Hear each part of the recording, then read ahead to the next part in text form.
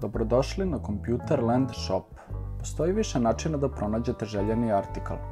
Jedan od njih je svakako preko search bara. U search baru ukucate ključne reči ili ime artikla koji želite da nađete. Ovo je jedan od načina.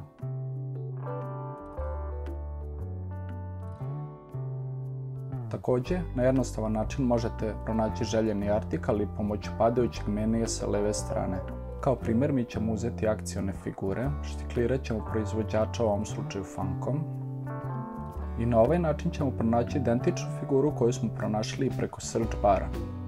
Kad uđete na željeni proizvod, svakako možete da proverite da li je dostupan artikal i da li ga ima na stanju.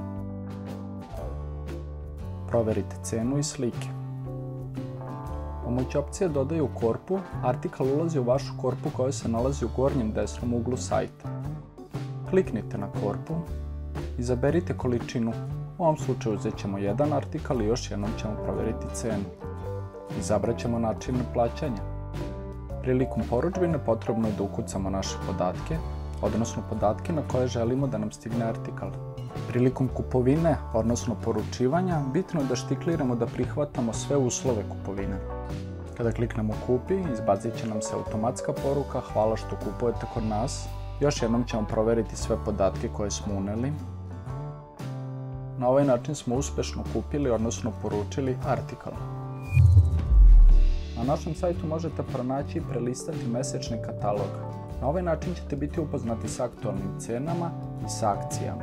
Bitno je da spomenemo da je na našem sajtu moguće i plaćanje platnim karticama. Također moguće kupovina i na 6 rata bez kamata, a detaljnije možete pogledati na sajtu u načinima plaćanja. U gornjem desnom uglu možete vidjeti tab Loyalty. Ovdje se možete informisati o svim pogodnostima koje imaju naši verni kupci. Budite deo našeg Loyalty programa i ostvarite pravo na neverovatne popuste.